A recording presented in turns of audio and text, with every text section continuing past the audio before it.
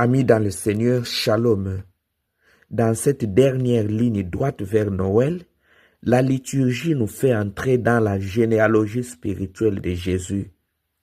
Et aujourd'hui, nous entendons le prophète Jérémie au chapitre 23 du verset 5 au verset 8 proclamer une promesse audacieuse, disant « Voici venir des jours où je susciterai pour David un germe juste. » Jérémie, ami dans le Seigneur, parle à un peuple en exil, brisé et sans espoir. Pourtant, il annonce que Dieu n'a pas oublié son alliance. Ce germe n'est pas simplement un nouveau roi politique, mais celui qui portera le nom de « Le Seigneur est notre justice ».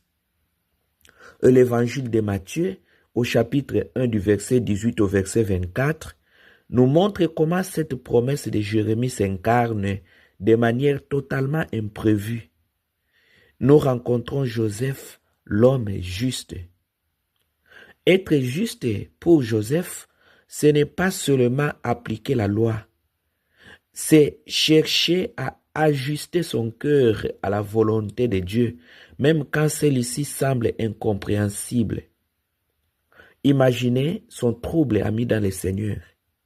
Marie est enceinte et il sait qu'il n'y est pour rien.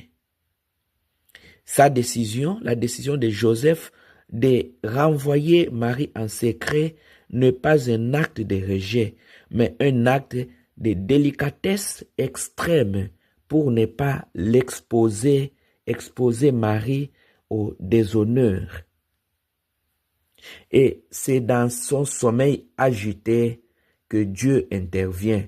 L'ange vient vers Joseph et ne dit pas seulement à Joseph de ce qui se passe, mais il lui donne une mission, disant « Ne crains pas de prendre chez toi Marie pour épouse, puisque l'enfant qui est engendré en elle vient de l'Esprit Saint. » Ce texte, amis dans le Seigneur, nous rappelle la prophétie d'Isaïe, disant « On l'appellera Emmanuel », ce qui signifie « Dieu avec nous ».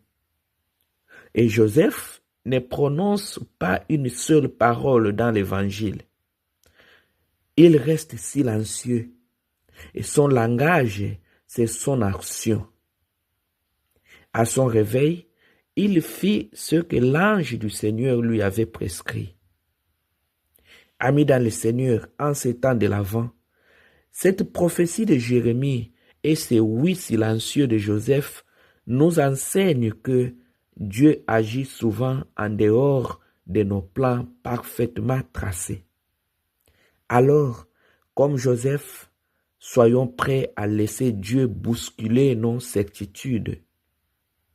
La justice de Joseph, c'est la bienveillance. Demandons alors la grâce de regarder nos frères et sœurs avec cette même délicatesse, surtout quand nous ne comprenons pas leur chemin. Voilà, que Dieu vous prenne en grâce et qu'il vous bénisse. À nous revoir à la prochaine vidéo.